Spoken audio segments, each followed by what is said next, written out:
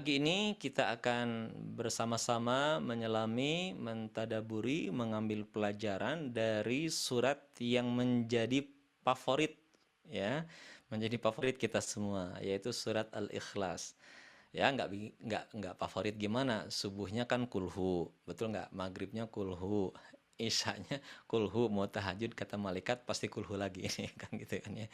Ya, surat ini surat yang sangat luar biasa karena Rasulullah SAW menggambarkan surat ini merupakan sepertiganya Al-Quran, ya, sepertiganya Al-Quran. Dan dulu ada sebuah kisah, ada seorang imam masjid di Kuba yang beliau setiap mengimami sholat, apapun sholat yang dijaharkan, ya, mau sholat subuh, mau sholat maghrib, isya, atau sholat-sholat sunnah yang dijaharkan, beliau senantiasa mengawali bacaan surat setelah Al-Fatihah itu dengan surat Al-Ikhlas. Jadi apapun sholat yang dijaharkan, setelah Al-Fatihah baca dulu Al-Ikhlas, baru kemudian membaca surat yang lainnya. Itu dilakukan secara konstan, terus-menerus, sampai kemudian jamaahnya melakukan protes kepada sang imam. Ya mungkin kalau bahasa kita sekarang ini sebuah sesuatu yang baru, ini bid'ah dan sebagainya, barangkali seperti itu ya. Akhirnya kemudian sang imam ini mengatakan, kalau Anda tidak suka aku menjadi imam, silahkan mencari imam yang lain. Tetapi karena tidak ada orang yang lebih baik bacaan Al-Qur'annya dari beliau, maka tetaplah kemudian beliau menjadi imam. Sampai kemudian suatu saat Rasulullah SAW berkunjung ke Kuba, ya, dan kemudian jamaah masjid gitu kan, kaum muslimin yang menjadi makmum sang imam kemudian melaporkan apa yang dilakukan oleh sang imam ini kepada baginda Nabi Shallallahu Alaihi Wasallam, ya. Dan apa yang Nabi lakukan, Nabi tidak langsung menghakimi, tetapi melakukan check and recheck, ya, insert, investigasi. Oh, itu jadi infotainment itu ya. Rasulullah SAW bertanya kepada sang imam, benarkah apa yang dikatakan oleh kaum muslimin gitu kan, saat engkau menjadi imam, kau senantiasa membaca Al-Ikhlas sebelum surat apapun? Maka kemudian sang imam ini mengatakan, benar ya Nabi, ya, benar ya Nabi. Maka kemudian Rasulullah bertanya kembali, apa yang menyebabkanmu, ya, kenapa engkau senantiasa melakukan perbuatan tersebut? Apa yang melatar belakangimu? Maka kemudian orang ini menjawab, wallahi, demi Allah, ahabba ilaiha, ya Rasulullah, demi Allah, ahabba ilaiha, demi Allah aku mencintainya. Jadi beliau membaca surat Al-Ikhlas di setiap salat-salat jaharnya itu, kenapa? Karena mencintai surat tersebut. Sampai kemudian ketika baginda Nabi Shallallahu Alaihi Wasallam mengetahui bahwa sang imam ini membaca Al-Ikhlas karena kecintaan yang luar biasa kepada surat tersebut, maka Rasulullah SAW mengatakan, kecintaanmu kepada surat Al-Ikhlas akan mengantarkanmu ke dalam surga. Jadi teman-teman, tidak ada salahnya kalau kita kemudian setiap sholat ya sama membaca surat Al-Ikhlas. Yang beda barangkali adalah niatannya. Kalau dulu ketika ditanya kenapa baca Al-Ikhlas, nah, jawabannya demi Allah aku mencintainya. Mungkin kalau hari ini ditanya kenapa sih baca terus kulhu gitu kan, soalnya itu satu-satunya surat yang lancar dibaca gitu kan, yang sudah fasih, lancar gitu kan, tanpa harus berpikir gitu kan ya. Nah, jadi teman-teman semua, dari riwayat ini tidak ada salahnya kalau kemudian kita mencintai satu surat yang kemudian mudah-mudahan dan kecintaan kita kepada surat tersebut mengantarkan kita ke dalam jannahnya Allah Subhanahu wa taala. Nah, surat Al-Ikhlas ini sesuai dengan namanya ikhlas, ya. Kalau secara bahasa ikhlas itu artinya murni. Ya, jadi murni setelah sebelumnya sebetulnya keruh gitu kan. Jadi ikhlas itu murni padahal sebelumnya adalah keruh. Ya, jadi seseorang dikatakan ikhlas kalau dia mampu menyingkirkan berbagai kekeruhan gitu kan. Ya, menyingkirkan berbagai hal-hal yang sifatnya negatif gitu kan. Kalau berkaitan dengan keikhlasan kita kepada Allah Subhanahu wa taala di surat Al-Ikhlas ini, maka surat Al-Ikhlas ini diturunkan oleh Allah Subhanahu wa taala untuk membersihkan, untuk menyingkirkan berbagai prasangka-prasangka yang nggak benar terhadap Allah.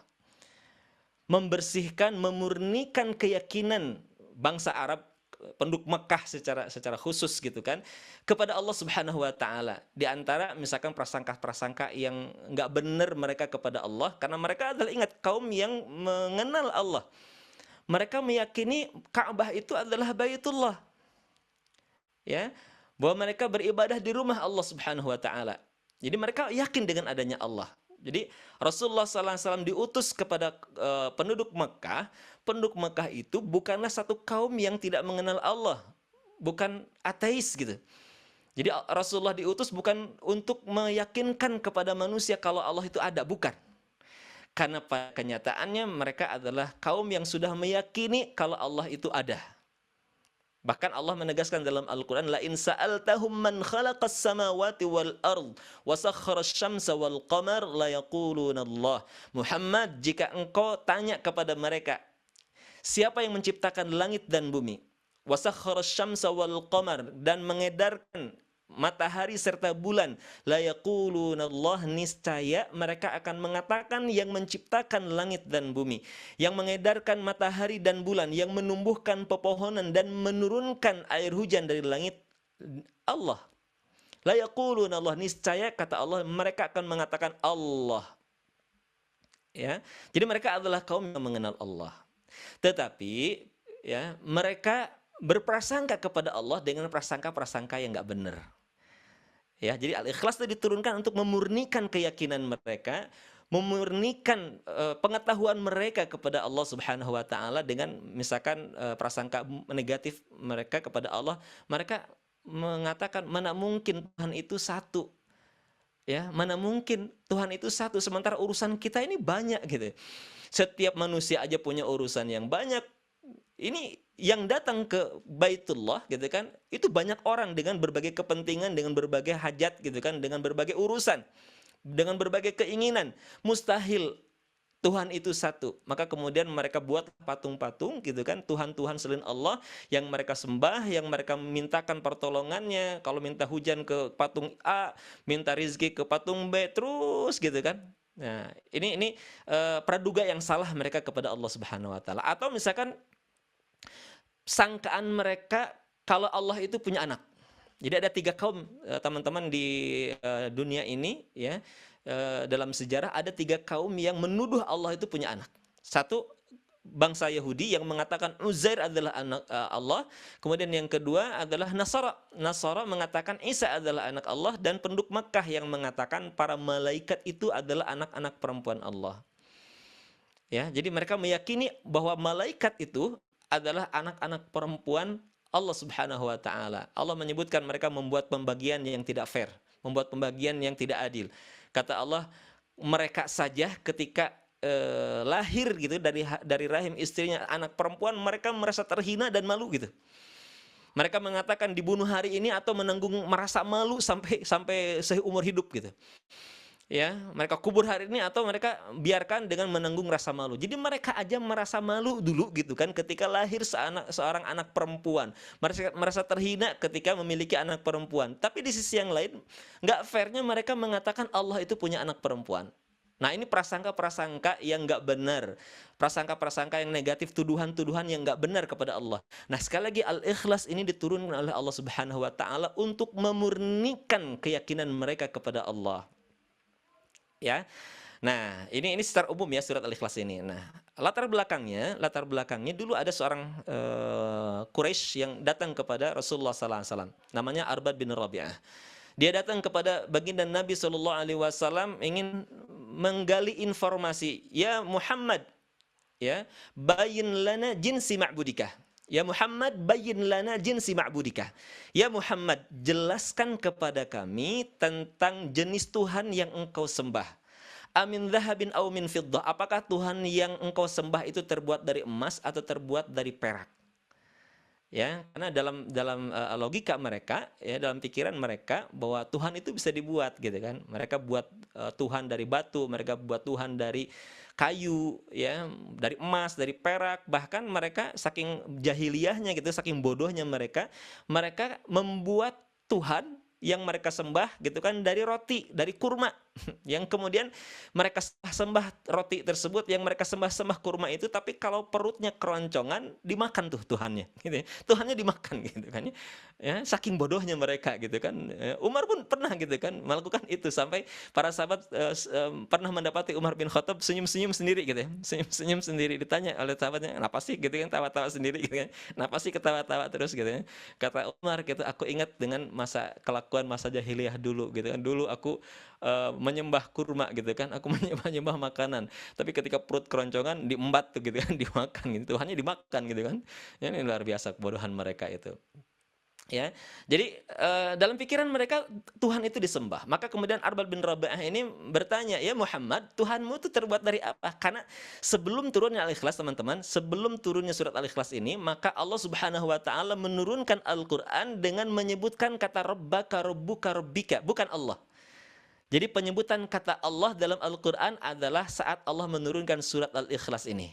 Jadi sebelum surat Al-Ikhlas Allah menyebutkan Al-Quran mengenalkan dirinya itu dengan kata Rabbaka Rabbuka. Contohnya misalkan surat pertama Al-Alaq, ya, ayatnya bagaimana? Iqra, bukan Bismillah, ya, bukan Bismillah tapi Iqra bismi Rabbika, ya, dengan nama Tuhanmu. Nanti surat yang kedua pun sama, turunkan ya ayyuhal muddatsir kum fa'anzir wa rabbaka fakabbir. Bukan wallahu fakabbir, bukan wallahi fakabbir, wallahu fakabbir. Bukan Allah. Ya, jadi sebelum turun Al-Ikhlas ini tidak ada kata-kata Allah dalam Al-Qur'an. Ya Rabbaka, Tuhanmu, Tuhanmu, Tuhanmu. Makanya kemudian orang-orang Quraisy ini, orang-orang Mekah ini penasaran, bertanya kepada Rasulullah, "Ya Muhammad, Tuhan yang kau sembah itu terbuat dari apa sih?" Gitu. Apakah terbuat dari emas atau terbuat dari perak? Nah, makanya kemudian atas pertanyaan Arbad bin Rabi'ah inilah kemudian Allah Subhanahu wa taala menurunkan surat Al-Ikhlas. Qul, katakan Muhammad kepada Arbad bin Rabi'ah atau kepada siapapun yang ingin bertanya kepadamu tentang Tuhanmu. Huwallah, sesungguhnya dia adalah Allah, Tuhanku, ya, yang aku sembah selama ini. Tuhanku yang telah menunjukkanku kepada jalan kebenaran. Tuhanku yang telah membimbingku, yang telah menciptakanku. Dia adalah Allah. Ya, dia adalah Allah. Sebagaimana Allah yang kalian kenal gitu. Sebagaimana Allah yang kalian kenal, tapi kemudian Allah tegaskan ahad. Allahu ahad. Allah itu ahad. Ya, Allah itu ahad. Ahad itu apa ya? Ahad itu beda dengan wahid ya. Kalau ahad itu satu kalimat yang tidak memerlukan tambahan baik dalam bentuk katanya ataupun dalam realitanya. Kalimat yang nggak perlu penambahan, ahad. Dalam bahasa Indonesia itu bukan satu tapi esa. Kalau satu itu wahid. Kalau wahid itu ada isnen, ada salasah. Kalau satu ada dua, ada tiga, ada empat, dan seterusnya. Tapi kalau esa nggak ada lagi tambahan. Ya, ahad. Allah itu ahad. Allah itu esa. Ya, Allah itu tunggal. Baik dalam zatnya, baik dalam sifatnya, ataupun dalam perbuatannya. Zat Allah itu esa. Allah itu tunggal. Tidak seperti makhluknya yang terdiri dari berbagai unsur. Manusia terdiri dari berbagai unsur. Semua yang Allah ciptakan ini terdiri dari berbagai unsur. Nah, Allahu ahad, Allah itu zatnya itu tunggal. Ya. Allah itu selain esa dari sisi zatnya, Allah juga esa dari sifatnya. Ya, Allah melihat, manusia melihat, penglihatan Allah berbeda dengan penglihatan manusia. Manusia mendengar, Allah mendengar, pendengaran Allah berbeda dengan manusia. Ya. Nah, Allah itu ahad, Allah itu esa dari sisi sifatnya, juga dari perbuatannya. Jadi Allah itu ahad, esa baik dari dari zatnya, dari sifatnya ataupun perbuatannya. Allah itu esa dalam pengertian bahwa tidak ada satupun yang terjadi ya di muka bumi ini melainkan semua berdasarkan kehendak Allah Subhanahu wa taala. Ya, kita sering mengatakan qadarullah. Ini adalah takdir Allah. Kenapa? Tidak ada sesuatu pun, bahkan tidak ada satu daun pun yang jatuh dari rantingnya, dari tangkainya, melainkan di situ ada kehendak Allah Subhanahu wa taala. Ya. Jadi hidup di dunia ini bukan untuk mencari kehendak Allah. Ya, karena perbuatan baik ataupun perbuatan buruk, di situ ada kehendak Allah. Tidak akan terjadi perbuatan buruk kecuali di situ ada kehendak Allah Subhanahu wa taala. Tapi kehendak Allah yang disertai, diiringi dengan ghadab, dengan marah, dengan ketidaksukaan Allah Subhanahu wa taala. gitu kan ya. Jadi Allah ridho kepada orang yang bukan ridho. Allah menyetujui, Allah berkehendak, ada izin Allah kepada misalkan orang yang berbuat maksiat, tapi orang yang berbuat maksiat disertai gitu kan izin Allahnya dengan murka Allah, ya, dengan dengan laknat Allah, dengan azab Allah, ya, seperti itu. Nah, ini jawaban kepada Arbab bin Rabi'ah. Qul, katakan Muhammad, huwallahu ahad. Dia adalah Allah, Tuhan yang aku sembah, yang menciptakanku adalah Allah sebagaimana yang kalian kenal, tapi Allahu ahad. Allah itu esa, dimurnikan tadi. Yang mengatakan mereka gitu kan menggambarkan Allah dengan gambaran-gambaran yang nggak benar, ya. Sifat tadi Allah yang membutuhkan sesuatu, Allah ahad. Maka ditegaskan pula di ayat berikutnya, Allahus samad. Allah itu tempat bergantungnya makhluk. Allah nggak butuh makhluknya. Tuduhan mereka mengatakan nggak mungkin Allah itu satu gitu kan, urusannya banyak. Allahus samad. Allah itu tempat bergantungnya makhluk. Ya ayuhan nas antumul fuqara wa nahnu aghnia. Wahai manusia, kalian itu fakir semua. Sekaya apapun, sehebat apapun kekayaan kita, ya, apapun nanti gelar kita, ya, mau crazy rich atau crazy rice gitu kan ya, apapun gitu kan ya, sekaya apapun gitu kan, kata Allah, antumul fuqara, kalian itu fakir, ya, fakir kalian itu dalam pengertian sehebat sekaya apapun kita, seberkuasa apapun kita di dunia ini, kita membutuhkan Allah, kita membutuhkan Allah Subhanahu wa taala, ya. Allahus samad, Allah itu tempat bergantungnya semua makhluk. Lam yalid wa lam yulad. Kemudian Allah membersihkan, ya, prasangka-prasangka yang mengatakan Allah itu punya anak. Allah tegaskan lam yalid wa lam yulad. Dia Allah itu tidak beranak dan juga tidak diperanakan. Walam yakul lahu kufuwan ahad. Ya, tidak ada, kata Allah, di alam dunia ini yang setara, sebanding, sekufu istilahnya gitu ya. Tidak ada satupun yang sekufu, yang sebanding, yang setara satupun di dunia ini. Jadi intinya Allah itu berbeda gitu. Ini keyakinan yang menurut saya sangat simpel. Islam itu memiliki akidah gitu kan yang sangat simpel. Ya, Allah itu berbeda dengan makhluknya. Cukup gitu kan, tidak melibatkan logika kita. Beda misalkan dengan keyakinan saudara-saudara kita di agama Nasrani yang melibatkan akal mereka dalam berkeyakinan. Dalam beriman mereka melibatkan akal mereka, ya, mengatakan ada Tuhan itu ada tiga, tapi tiga dalam satu, gitu kan, ya. Nah, ini orang banyak berpikir dengan Allah itu tiga, tapi satu, gitu kan, satu tapi tiga, disebut dengan trinitas, ya, gitu kan, trinitas, tiga dalam satu, gitu, satu tapi tiga, gitu. Logika mereka diajak berpikir gitu. Kalau Islam itu akidahnya simple gitu kan, akidahnya simple, dan tidak sedikit orang yang kemudian memasuki Islam dengan asbab surat Al-Ikhlas ini. Di antaranya siapa? Ibu kita, ya, ustazah kita, ya, Ibu Irene Handono gitu kan ya. Beliau awalnya ingin menghancurkan Islam dari dalam gitu kan. Ya, saya dengar ceritanya ingin menghancurkan Islam gitu kan dari dalam. Maka untuk bisa menghancurkan Islam dari dalam, maka yang harus dilakukan, kata beliau, adalah memahami kitab mereka gitu. Hanya kemudian dia mulai pelajari Quran. Cuman salah gitu kan. Disangkanya Quran itu seperti kitab biasa gitu kan. Ya, jadi ngebukanya kayak buku biasa, ya. Kalau mestinya dari Al-Fatihah dibuka, akhirnya dia yang dibuka dari belakang. Surat pertama yang ditemukan ketika membuka dari belakang adalah surat Al-Ikhlas, dan disitulah beliau menemukan sesuatu yang lebih masuk di akal gitu tentang konsep ketuhanan gitu. Sehingga kemudian dengan asbab surat Al-Ikhlas itu Allah kemudian memberikan hidayah kepada Ibu Irene Handono, ya, yang kemudian beliau sekarang menjadi seorang muslimah yang bukan hanya taat untuk pribadi, kita mengenal beliau seorang daiyah yang konsisten dalam dakwahnya gitu.